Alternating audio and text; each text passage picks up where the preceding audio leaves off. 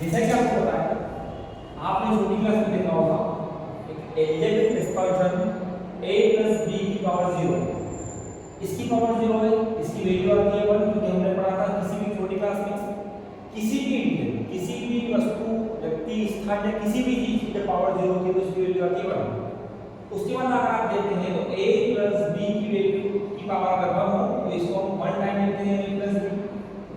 अगर a + b की power 2 होती है तो हम इसको मल्टीप्लाई में 2 टाइम लिखते हैं a + b।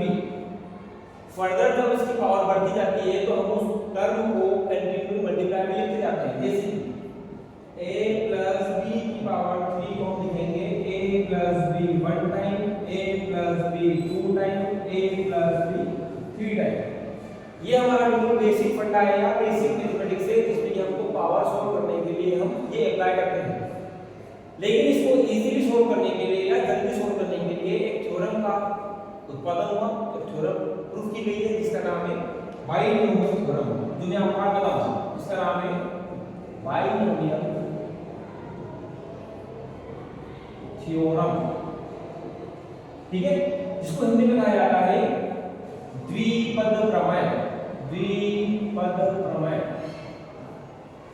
ये प्रमेय इनफाइनाइट पावर वाली किसी भी अलजेब्रिक सम को सोल्व करने के लिए, अलजेब्रिक सम या सबट्रैक्ट अलजेब्रिक एक्सप्रेशन को सोल्व करने के लिए द्विपद प्रमेय या बाइनोमियल थ्योरम का यूज किया जाता है। ये थ्योरम एक स्टेटमेंट देती है, क्या स्टेटमेंट देती है, जिसे आप देख सकते हैं x + y की पावर n। यहाँ पे x को टर्म है, y को सेकंड टर्म है और उसकी पावर n। तो ये आपको शो करती है यहाँ पे nc0 x की पावर n y की पावर 0। इसको समझने के लिए मैं आपको बताता हूँ कि आपको जितनी पावर दे रखी है, n का मतलब नंबर ऑफ पावर 1 2 3 4 5 6 7 जितनी दे रखी है, जितनी आपकी पावर है आपको उतने टर्म तक इसको एक्सपांड करना है। First thing. Second thing, first आपका जो टर्म है x, सेकंड जो आपका प्रोडक्ट है y, तो आपको इस आगे वाले x की जो पावर है उसको रिड्यूस करना है। अब पावर कौन सी बोले तो आपको यहां पर दे रखी है 1 2 3 4 5 6 7, जितनी बार आपको यहां दे रखी है तो आपको x की पावर को उसके अकॉर्डिंग रिड्यूस करते हुए जाना है। और इसी के साथ साथ मल्टीप्लाई में y की पावर को आपको इंक्रीज करते हुए जाना है। इसलिए बात करते हैं यहां पर n था, हमने फैक्टराइज करा, nc 0 चालू करा, x की पावर n थी उसको हम बढ़ाते हैं, उसको कम करते जाएंगे, y की पावर को हम बढ़ाते जाएंगे, तो बढ़ाने के लिए हम 0 चालू कर रहे हैं। इसके बाद नेक्स्ट आता है प्लस nc1, x की पावर को आपको कम करना है, ये कम कर दी मैंने, y की पावर को आपको बढ़ाना है, तो ये बढ़ा दी मैंने। ऐसे में कंटिन्यूस लिखते होगा nc2 x की पावर n - 2 y की पावर 2। ऐसे में कंटिन्यू होगा nc3 x की पावर n - 3 y की पावर 3। इस चीज को मैं कंटिन्यू करूंगा कहां तक, जहां तक मेरे n की वैल्यू, जब मेरी लास्ट वाली n की वैल्यू जहां तक चली जाती है, आखिर आएगा मेरा एक्सप्लेनेशन ncn x की पावर n - n y की पावर n। ये इसका एक बेसिक एक्सपांड है जो आपको फॉर्मूले में दिया गया है। इसके अकॉर्डिंग हम किसी भी क्वेश्चन को सोल्व करेंगे। देखते हैं क्वेश्चन को सोल्व करेंगे, ठीक। एक क्वेश्चन देखते हैं, आपको दे रखा है, जैसे क्वेश्चन है 2x + y की पावर 5, इसको आपको सोल्व करना है। बहुत सिंपल फंडा है। बात करते हैं, मैं आपसे कहा था हम शुरुआत करते हैं पहले n फैक्टोरियल से। फैक्टर मतलब ncr, तो आपका दे रखा है 8 5 है तो 5c0। मैंने आपको कहा था कि हम इसको शुरू करेंगे 0 से, जो हमारा कॉम्बिनेशन है वो हम इसको 0 शुरू करेंगे और कहां तक ले जाएंगे 5 तक, क्योंकि हमारी पावर 5 है।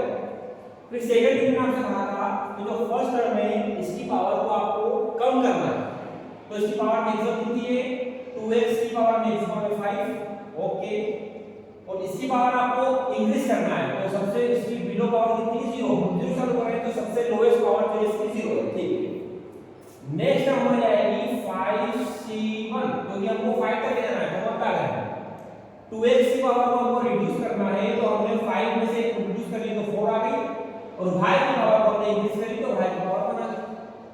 यही हमको कंटिन्यू काम करना है कहां तक, जब हमारी लास्ट पावर 5 है वहां तक नहीं रहती।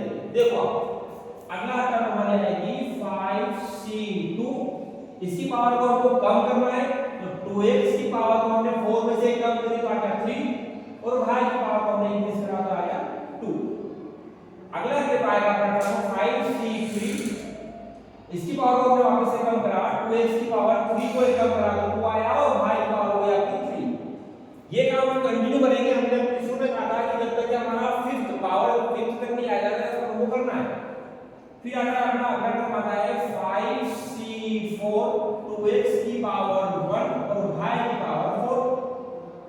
इसके बाद आखिरी का आता है लास्ट टर्म आती है 5c5, ये आ गया 5c5।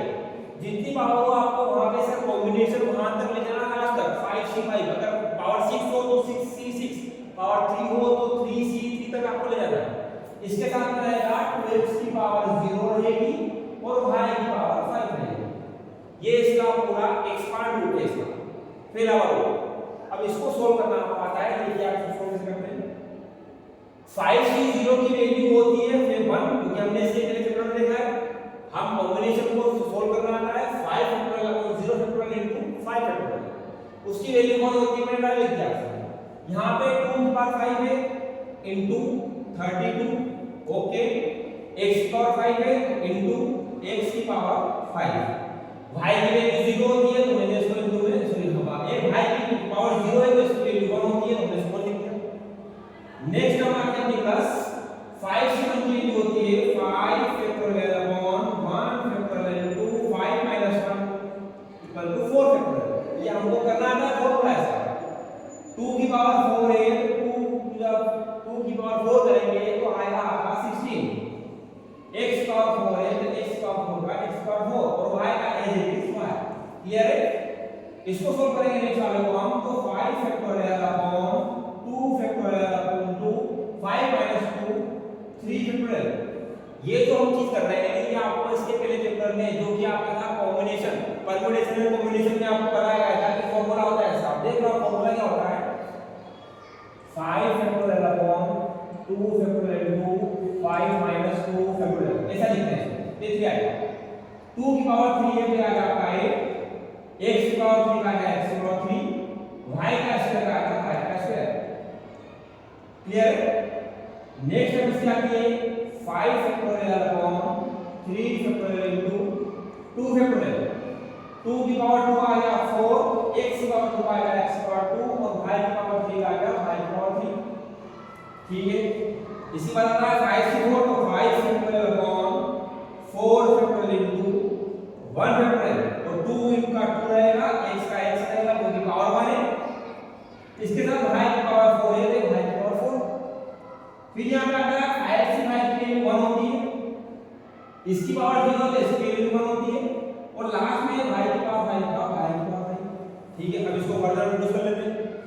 1 into 1 into 32 32, x की पावर 5 का x की पावर 5 प्लस का प्लस। फैक्टोरियल को सोल्व करना हुआ है 5 फैक्टोरियल को लिखेंगे 5 into 4 फैक्टोरियल। देखो 5 into 4 factorial upon 1 factorial into 4 factorial.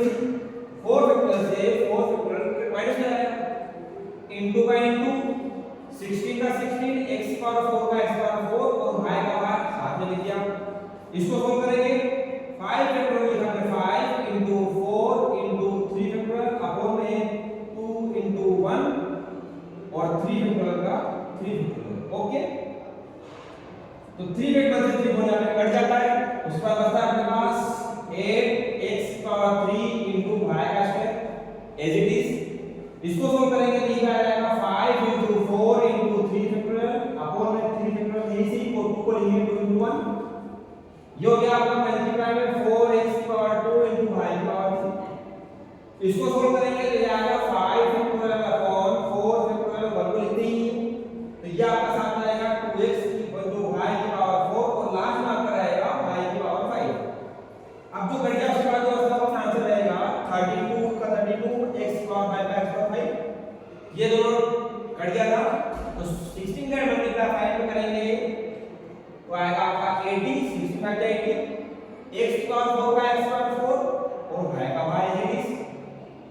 इसको ध्यान से लेंगे तो आपने 30 काट दिया, 2 1 जा 2, 2 2 जा 4, 5 2 जा 10, 10 8 जा 80,